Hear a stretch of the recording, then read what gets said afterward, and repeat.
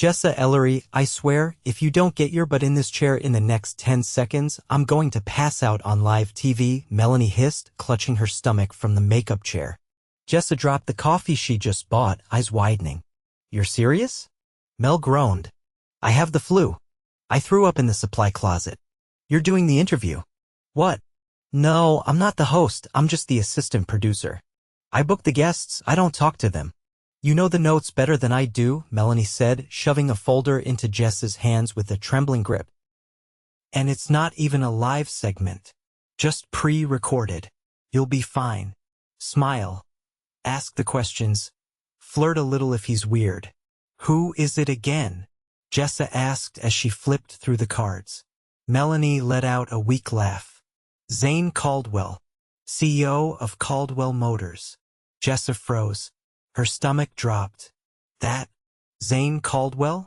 Luxury cars? The guy who made a fortune by 28. Yeah. Try not to faint. Mel staggered to her feet and mumbled, You'll thank me later, before disappearing into the hallway toward the bathrooms. 5 minutes later, Jessa was sitting under the hot studio lights, her heart pounding so loud she was sure the microphone could pick it up. She adjusted the tight blazer Melanie had thrown over her shoulders, wiped her palms on her skirt, and tried not to panic. He walked in without a word, tall, broad-shouldered, wearing a deep navy suit that looked like it cost more than her annual salary. His jawline was sharp, his hair dark and slightly tousled like he hadn't tried, but somehow still looked like a cologne ad. He wasn't just attractive, he was the kind of man who walked into a room and made oxygen feel optional. Jessa stood automatically, trying not to stare. Hi, I'm Jessa. I'll be doing the interview today. Melanie's sick. Zane looked at her for a beat too long.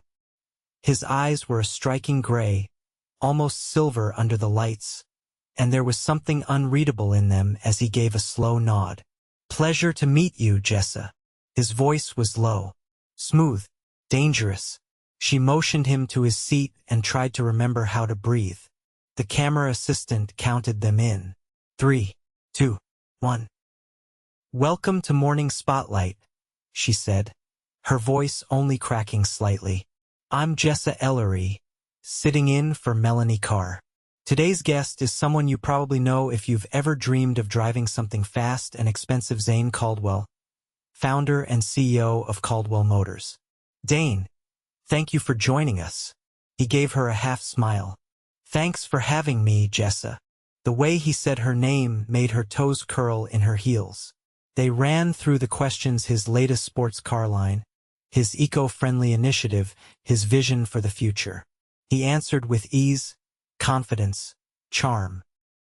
But every time she looked up, she caught him watching her instead of the camera. At first, she thought she was imagining it. But by the 5th question, when she stumbled over a word and laughed nervously, he leaned in slightly and said, You're doing great. Her heart stuttered. That wasn't in the script. She cleared her throat. So, you've been labeled one of the most eligible bachelors in New York. Any truth to the rumor that Caldwell Motors is your one true love? He grinned. Depends. Are you asking professionally or personally? Jessa blinked. The crew chuckled behind the cameras. She felt her cheeks heat. I meant professionally, she said quickly. Zane leaned back in the chair, still watching her. Then I guess the answer's yes. The interview ended 10 minutes later. He stood, unhurried, and offered his hand. You're not the usual host. No, she said, taking it. His hand was warm, strong. She tried to ignore the way her pulse jumped. Last-minute thing. Well, he said, his voice low again. I'm glad I came today. Jessa laughed awkwardly. You mean for the interview? Sure, he said. But the look in his eyes told her he meant something entirely different. He walked out, and she stood frozen, heart pounding in her chest like a drum. She barely made it back to the editing bay when Melanie popped up from the couch, looking half dead. So, how was it? I don't know, Jessa muttered, still dazed. He kept looking at me like, I don't know. Mel's eyes lit up. Like what? Like I wasn't supposed to be there, but he was glad I was. She paused, then added, he was intense. Melanie grinned. Oh, honey. You're in trouble. The next day, a sleek black car pulled up in front of the studio. A man in a crisp suit stepped out holding a white envelope. Delivery for Jessa Ellery. She frowned, taking the envelope. Inside, on thick stationery, was a handwritten note. Dinner tonight. 8. Where's something you love? Z. Attached was a reservation card for La Lumiere, the most exclusive rooftop restaurant in the city. The kind of place you had to book 6 months in advance unless your last name ended with Caldwell. Jessa stared at it, her stomach flipping. Melanie peeked over her shoulder and screeched. Oh my God. You have to go. I can't go to dinner with him. He's a millionaire. He's a man. A man who clearly wants to see you again. You'd be insane not to go. Jessa hesitated. She wasn't the type of woman who got invited to rooftop dinners by men in navy suits with smoldering eyes. She was the assistant producer who spilled coffee on her own notes and tripped over cables. But something about the way he looked at her yesterday. Like she surprised him. Like he saw something in her. She looked down at the card again. Dinner at 8? Maybe just this once she'd say yes. At 7:55 she stepped out of the cab in a black dress she hadn't worn in years, one that hugged her curves and made her feel like someone else, someone confident. The hostess smiled the moment she gave her name. Right this way, Miss Ellery. The rooftop was all glass and candlelight, a perfect view of the skyline. Zane stood waiting, one hand in his pocket, watching her approach like she was the only person in the city. You came, he said softly. You invited me. He pulled out her chair, never taking his eyes off her. I wasn't sure you would. She sat, trying to keep her breathing steady. Why me? He paused, meeting her gaze. Because you weren't trying to impress me. And that impressed me more than anything. The waiter brought champagne. She barely tasted it. They talked about everything. Childhood. Music. Books. She found herself laughing, forgetting who he was. With every answer, he leaned in closer. Every glance felt like heat on her skin. When dessert came, he didn't touch his plate. Just looked at her. I don't usually do this, he said. Dinner with a woman? Fall for someone after one conversation. Her heart stopped. He reached across the table, brushing his thumb over the back of her hand. But I can't stop thinking about you. She stared at him, stunned. She hadn't come here expecting this. She thought maybe he was bored, curious. But this felt real. I don't know what this is, she whispered. It's only been 1 day, he finished. I know, but I don't care. He stood, walking around the table, offering his hand again. Come with me. Where? Anywhere you want. And when she took his hand, the city fell away. It was only the beginning. Jessa stepped into the glass-walled elevator, her heels clicking faintly against the marble as Zane pressed the button for the penthouse. She wasn't sure what she had expected when he said anywhere, but it hadn't been this, a private elevator ride to a floor that didn't even have a number. The doors slid shut with a whisper. She felt his eyes on her as the city lights fell away. The silence between them wasn't awkward, it throbbed with tension. The kind that wrapped around her ribs like silk and steel.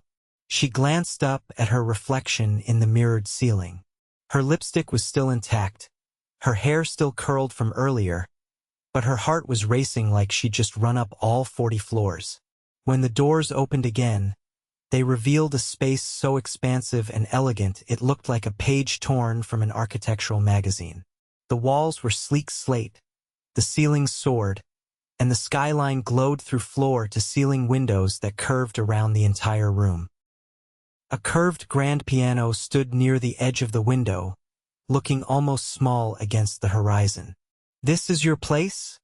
She asked, stepping out slowly. He slipped off his jacket and draped it over the back of a leather chair. It's one of them. She turned, stunned. One of them. Zane loosened his tie without responding. Instead, he walked to a small bar near the window and poured 2 glasses of something amber and smooth.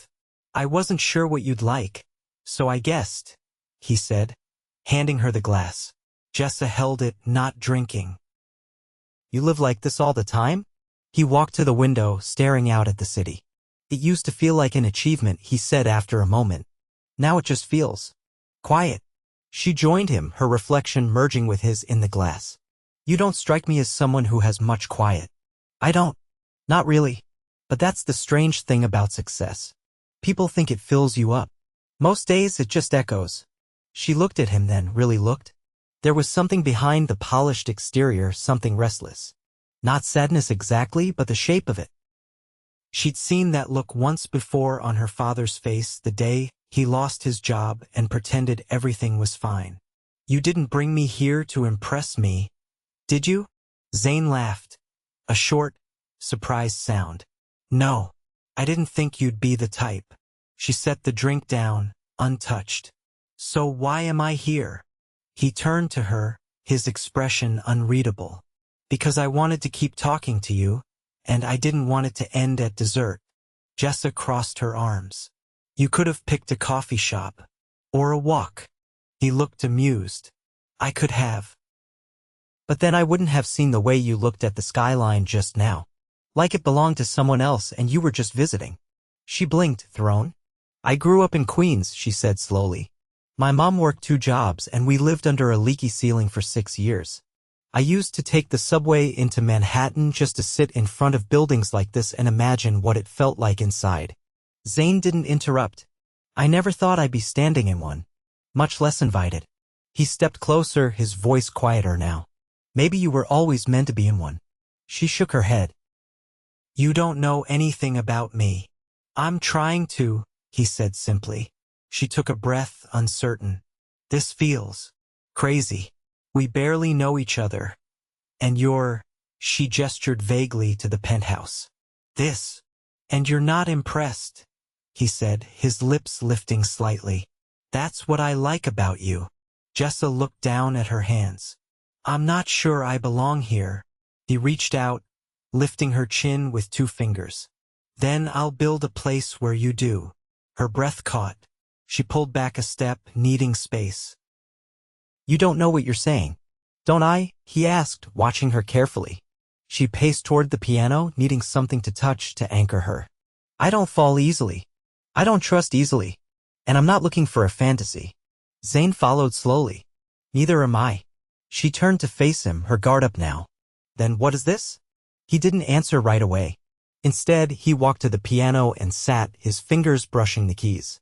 A soft chord rang out in the silence. You ever play? He asked. Jessa hesitated. Once. A long time ago. He shifted over, patting the bench beside him. Try. She stared at him, half expecting it to be some kind of joke. But his expression was open, unguarded. She sat beside him, her shoulder brushing his. The warmth of his presence made her skin hum. She pressed a key, then another. A simple melody came back to her, one she hadn't thought of in years. Her mother used to hum it in the kitchen while cooking on nights she got home early. Zane didn't speak. He just watched her hands move. When she stopped, he said, See, you belong here just fine. She looked at him. You're dangerous. His brow lifted. Because I let you play my piano? No, she said, standing. Because you're starting to feel real. He watched her carefully. I can be. She picked up her clutch from the table. I should go. Zane stood too, but he didn't try to stop her. Let me call a car. No need, she said. I remember how to get back to the real world. As she reached the elevator, he said quietly, Come back tomorrow. She looked over her shoulder. Why? Because I want to show you something. The doors opened. She stepped in. He didn't follow. As the elevator descended, she leaned back against the wall, her heart still rioting in her chest. The next morning, she was 10 minutes early to the studio. Melanie was back, pale but upright, sipping ginger tea and scrolling through her tablet. So how was dinner? She asked without looking up. Jessa sat, pulling off her coat. It was unexpected. Mel glanced at her. That's not a no. I went to his penthouse. Mel dropped her tea. You what? Don't freak out, Jessa said quickly. Nothing happened. Girl, he could have murdered you. Jessa laughed a little too loudly. He played the piano. Mel raised an eyebrow. That's not better. I think he's lonely. Mel leaned back, eyes narrowing. You realize you just said that about a man who's on the cover of every finance magazine in the country? I know how it sounds. No, Mel said, pointing at her. You know how it feels. That's the problem. Jessa stared at the floor. Mel softened. So what are you going to do? He asked me to come back tonight. And are you? Jessa hesitated. I don't know. Mel sighed. Whatever you do, just don't lose yourself. That world. It'll swallow you whole if you're not careful. Jessa nodded, but her mind was already drifting. That evening, she stood in front of the same building, staring up at the same sky. This time, she didn't hesitate when the doorman opened the door. The penthouse was dimly lit, music playing softly in the background. Zane was waiting, a small smile tugging at the corner of his mouth. No dinner? She asked. Not tonight. Then what? He held up a blindfold. Her eyes widened. Excuse me? He stepped closer. Trust me. She hesitated. I told you I don't do that easily. I know, he said. But maybe just this once. She looked at him for a long moment, then gave a short nod. He tied the silk over her eyes, his fingers brushing her cheek. Ready? No, she said. But go ahead. He guided her slowly, one hand at her back, the silence stretching between them. She heard a door open, then felt the cool night air wash over her. When the blindfold came off, she gasped. They were standing on a rooftop terrace she hadn't seen before above even the penthouse. Strings of golden lights hung overhead, and in the center was a small easel, a blank canvas set beside rows of paints and brushes. I remembered you said you used to draw, he said quietly. She turned to him, stunned. How? I asked around. You investigated me? He looked almost sheepish. I asked Melanie.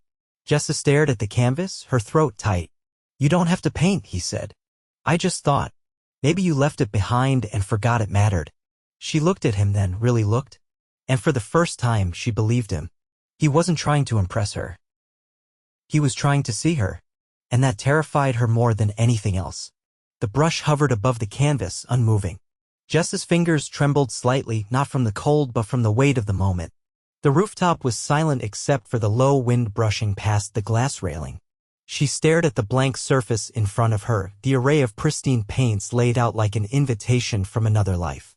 Zane stood a few feet away, hands in his pockets, watching her with a quiet stillness that made her aware of every breath she took.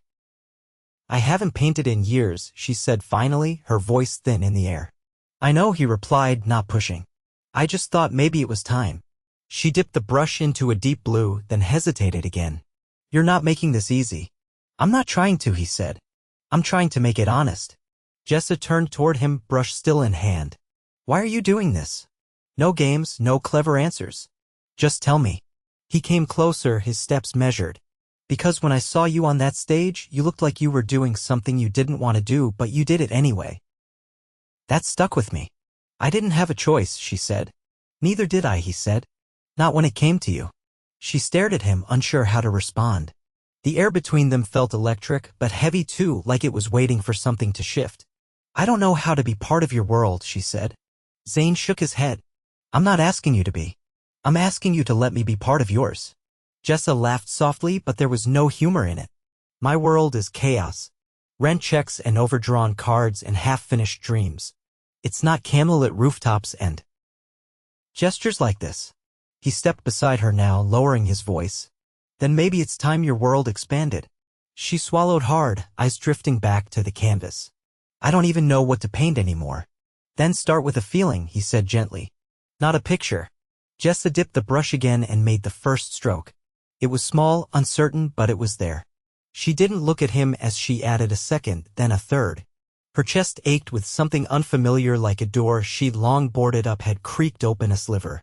Zane didn't interrupt. He just waited. After a few minutes, she stopped and set the brush down. I'm scared, she admitted, voice barely audible. He didn't ask of what. He seemed to already understand. I won't hurt you, he said instead. She looked at him, eyes searching. Don't make promises you can't keep. I don't, he said. Not anymore. That answer raised more questions than it settled, but she didn't press. Not yet. Zane walked her downstairs afterward, not saying much. At the door, he paused. Will you come again tomorrow? Jessa hesitated. I don't know. He nodded. Then I'll wait until you do. She left with her thoughts tangled and her heart louder than it had been in years. The next morning at the studio, everything felt sharper. The lights too bright. The noise too constant. Even Melanie noticed. You all right? She asked, eyeing her over the top of a croissant. Jessa didn't look up. Not sure. Did he do something? Jessa shook her head. He did everything right? That's the problem. Melanie leaned back. You two are moving fast. I know, Jessa said. But it doesn't feel shallow. It feels big. Bigger than I know how to handle. Mel tapped her pen against the table. You think he's for real? I don't know what to think, Jessa said. He listens. He looks at me like I'm not just filler in his day. But then he does things like build a rooftop art studio overnight, and I'm reminded that his world is galaxies away from mine. Mel sighed. Sometimes the people with everything are the ones who want something real the most. Jessa looked at her. Has that ever worked? Mel didn't answer right away. Only if both people stop pretending they're fine when they're not. That night, Jessa didn't go to the penthouse. She walked the city instead, wrapped in her coat, letting the cold sting her skin just enough to keep her grounded. She ended up in front of a small gallery she hadn't visited since college, the windows glowing with soft light as paintings hung in curated rows. It was closed, but she stood there anyway, staring at a piece she used to love a stormy sea under a fractured sky. She didn't go home. She walked until her feet ached and her thoughts stopped racing. Zane didn't call. He didn't text. But the next morning, a package was waiting outside her door. Inside was a folded note and a small glass frame holding a pressed wildflower. The note read, "For the parts you left behind. You never have to lose them again." It wasn't signed, but it didn't need to be. She showed up at the penthouse that night just after 8. Zane opened the door himself. You found it, he said, stepping back. I never told you where I lived. You left your portfolio at the studio once, he said. Your address was written on the inside cover. You really don't know how boundaries work, do you? He gave a small shrug. I'm learning. Slowly. She stepped inside. What are we doing? I don't know yet, he said. But I want to find out. They sat by the window this time, no rooftop, no piano, no candles. Just 2 glasses of wine and the quiet hum of the city. Jessa looked him over, really studying him. What made you build everything you have? Zane leaned back, eyes distant. My father was a mechanic. Brilliant with engines. But he never made it past the garage. He died with grease under his nails and debt collectors at the door. Jessa listened still. I wanted to build something he'd never even dreamt of, Zane continued. Not just cars. A legacy. Something that no one could take away from me. She nodded slowly. And did it work? Depends what you think I was trying to protect. They didn't speak for a while. The silence wasn't awkward. It felt earned. Jessa set her glass down. You're not what I expected. Zane looked at her. Neither are you. I've spent years trying to convince myself I didn't want more, she said. Because wanting more hurt too much when I couldn't have it. Zane reached across the space between them, taking her hand. Then let's want it. Together. She didn't pull away. But she didn't say yes either. Instead, she whispered, I don't know how. And he just said, then I'll learn with you. For once, she believed someone. The next few days blurred. Zane didn't pressure her. He sent small things, a book she'd mentioned once, a song recommendation, a sketch pad delivered to her desk with no note. Quiet acknowledgments. No declarations. No demands. Jessa brought the sketch pad to the gallery that weekend. She sat on a bench outside and drew for the first time in years. Not because someone asked her to. Because she wanted to. She didn't realize Zane was watching from across the street until she stood. He didn't approach. He just nodded once and walked away. She caught up with him a block later. You could have said hi. I didn't want to interrupt, he said. You weren't. He looked at her, hands in his coat pockets. You're starting to look like yourself again. I'm not sure who that is yet, she admitted. I like every version I've seen so far, he said. And just like that, the space between them closed not with a kiss but with something quieter. A step forward. A choice. Neither of them said what they were feeling. But it was there anyway, louder than words. And it was only getting louder. Jessa stood in front of the mirror in her apartment, a palette of uncertainty painted across her face. She wasn't preparing for a date or another rooftop dinner or even a visit to Zane's penthouse. This time she was meeting him on her terms. They'd spent the past 10 days circling each other like two people reading the same book but unsure of the ending. No declarations, no grand promises, just quiet gestures and space that felt safe. But now things had shifted. He'd invited her to the Caldwell Motors charity gala, an annual event known for its guest list of political elites, tech moguls, and legacy billionaires. An invitation to that event wasn't just a social gesture, it was a statement. And accepting it meant stepping into his world not as a guest, but as someone who belonged beside him. She hadn't answered him right away. She hadn't said yes until this morning. Now she stood in front of her closet, staring at the only formal dress she owned.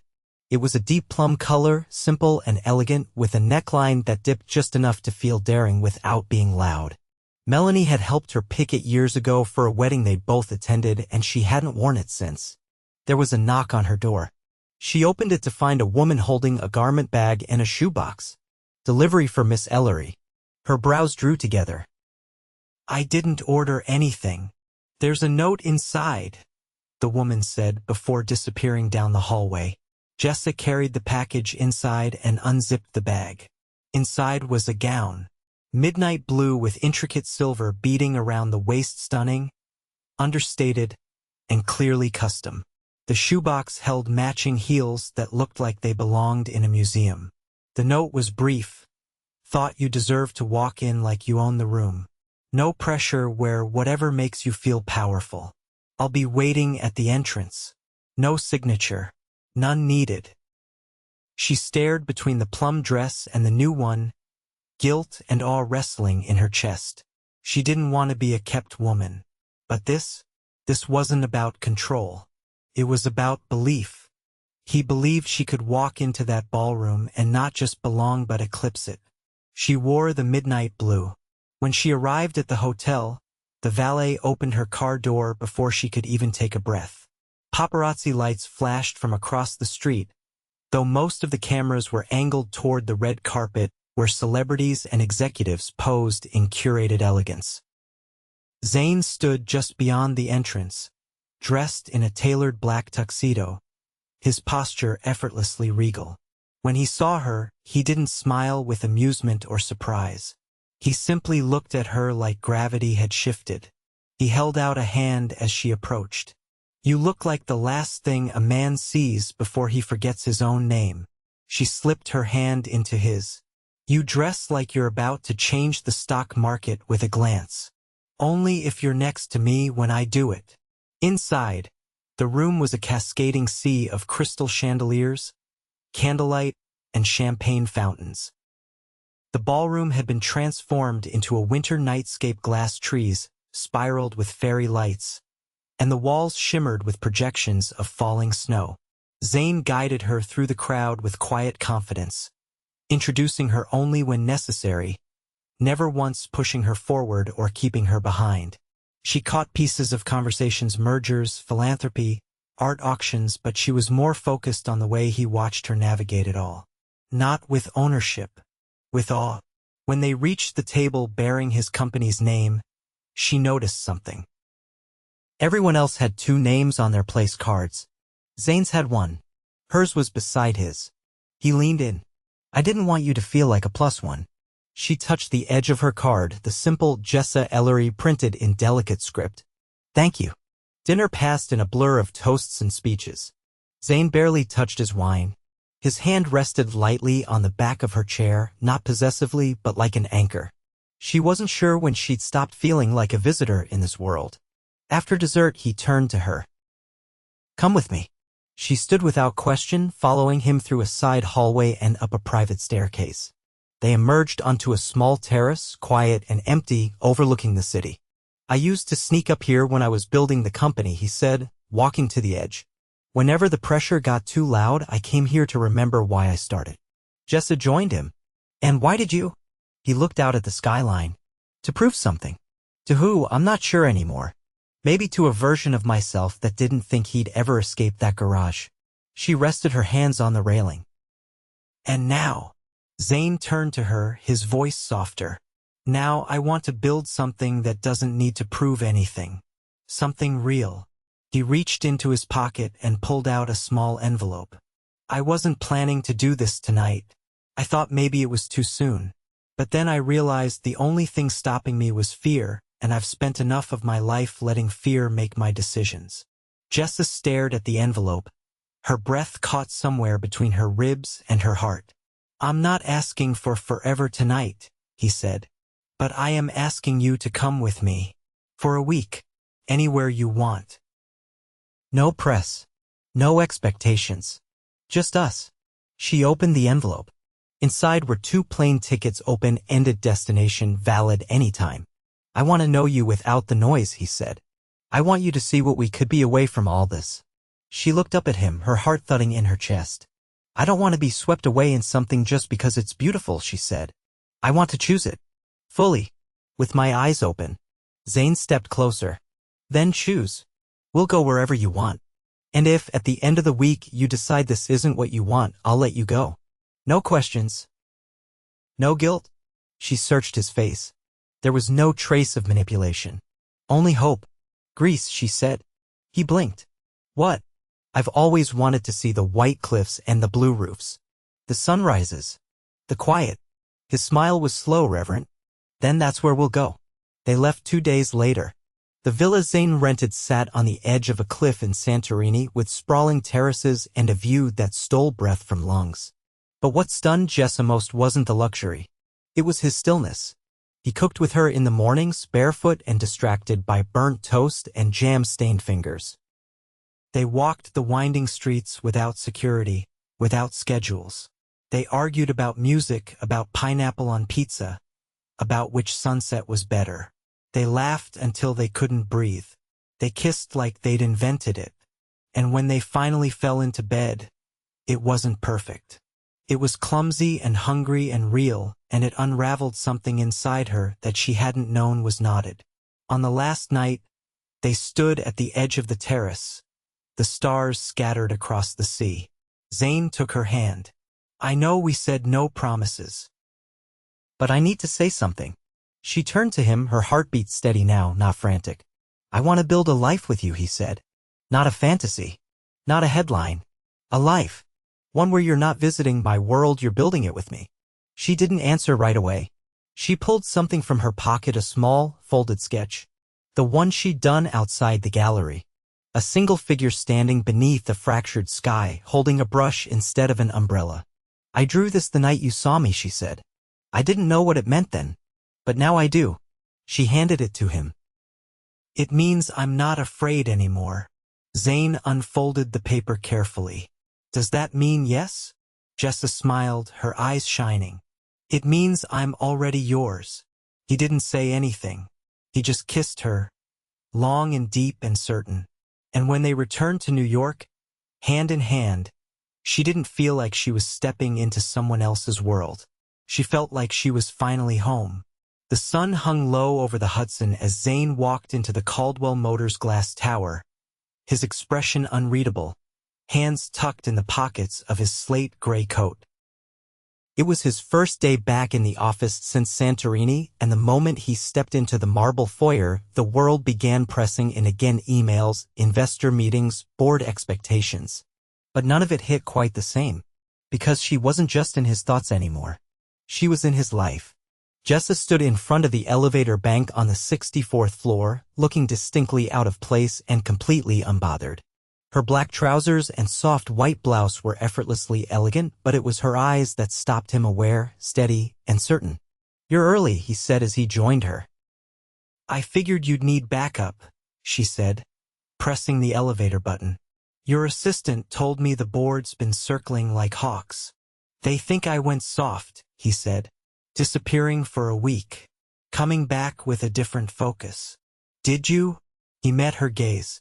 No, I'm clearer than I've ever been. They walked into the meeting room side by side. The board members barely masked their surprise when Jessa took the seat beside him at the head of the table, flipping open a slim folder with notes she'd written by hand. As Zane began his quarterly presentation, she noticed the subtle shift in his voice, still commanding, but now more measured, more grounded. After the meeting, he leaned over and whispered, "You made that easier." "Good," she replied, "because the next part's not going to be." He frowned slightly. "What part?" She pushed the folder toward him. "The part where you stop pretending your company doesn't need a creative director." Zane raised an eyebrow. "Are you saying you want the job?" "I'm saying you need someone who doesn't see the world through the same lens you do.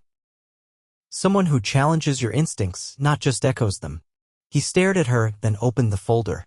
Inside were mock-ups, new branding concepts, sketches for a limited edition design series, a proposal for a philanthropic campaign that paired luxury with legacy. It was bold.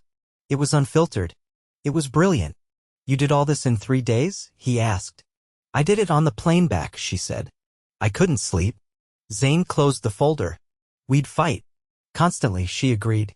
"You'd upend the way I do things. That's the idea." He reached for her hand beneath the table. "Then when can you start?"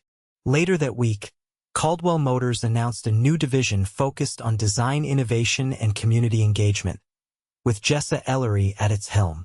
The media buzzed with speculation, some calling it a vanity appointment, others whispering about a secret engagement. But Jessa didn't care. She wasn't there to play a part, she was there to build something. And build she did. She transformed one of the unused studios on the top floor into a hybrid design lab and gallery space. Painters, digital artists, photographers, she brought them in, gave them space, and let them collaborate with engineers and marketers in a way no auto company ever had. Within weeks, the energy in the building shifted. People smiled more. Ideas flowed faster. Zane's board meetings became shorter, more focused, and often ended with him saying, "Ask Jessa what she thinks." They fell into a rhythm that was anything but ordinary, late nights that turned into early mornings, arguments that ended in kisses, and stolen moments in elevators when the world felt too loud. But it wasn't perfect. One afternoon, after a particularly tense meeting with a European investor who questioned the company's new direction, Zane slammed his office door shut and paced in silence. Jessa entered a few minutes later, her voice calm. "You're not mad at him." "I'm mad that I listened to him," Zane said. "That I let his doubt get in my head." "You're allowed to doubt," she said. "Just don't let it dictate." He stopped pacing. "I'm not used to being questioned." "Then get used to it," she said. "Because I'm not going to stop." He walked to her, cupping her jaw. "There's no one else I'd rather be challenged by." She kissed him softly, the kind of kiss that didn't need to prove anything. Simply reminded. The weeks turned into months, and one evening, while hosting an intimate launch party on the rooftop of the Caldwell Tower, Jessa stood in front of a crowd of artists, engineers, and press, unveiling the first car designed entirely by the new division. It wasn't just a vehicle, it was a statement. Sleek, sustainable, with design elements inspired by ancient Greek architecture and modern street art. As the applause roared, Zane came up behind her, resting his hand on her waist. "We did it," she said, voice barely above a whisper. "You did it," he corrected. "I just gave you the keys." She turned to face him. "You gave me more than that." He reached into his pocket then, not for a ring, but for a slender, rolled-up sheet of paper tied with a silver ribbon. "What's this?" she asked, brow furrowed. He unrolled it carefully. It was a deed. "To the gallery downtown," he said. "The one you used to sit outside of. I bought the building." Her breath caught. "You're giving it to me?" she asked. "I'm giving it to us," he said. "As a foundation. A place where we can build something that outlives both of us." She stared at him, eyes wide. "Zane, I don't know what to say." "Say you'll stay," he said. "Say this isn't just a moment." She stepped back slightly, her heart so full it ached. "I can't say that." His expression faltered. She continued, "Because it's not a moment. It's a beginning. And I'm not staying. I'm growing." With you. He pulled her into his arms then, and they kissed under the city lights, surrounded by the people whose lives they'd changed just by believing in something more. A year later, the gallery opened with a black tie exhibition titled Origins of Flight. The night was electric, a mix of sculpture, sound, and immersive design inspired by the idea of rebirth. Jessa wore a gown the color of starlight, her hair swept back in soft waves, her eyes shining with purpose. Zane stood beside her, giving no speeches that night. He didn't need to. She was the speech, the proof, the future. And when the last guest left and the lights dimmed, he took her hand, walked her back into the main gallery, and dropped to one knee. Not in front of cameras. Not for show. Just for her. I could give you the world, he said. But I'd rather build it with you. Tears welled in her eyes as she sank to the floor with him. Then let's start now, she whispered. They married that summer in a villa on the Amalfi Coast, surrounded by wildflowers and waves. No press, no headlines, just vows whispered beneath cypress trees and a celebration that lasted until dawn.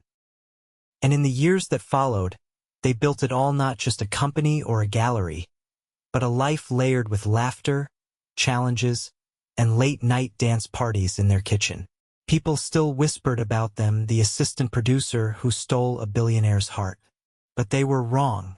She didn't steal it. He gave it to her. Freely. Fully. Forever.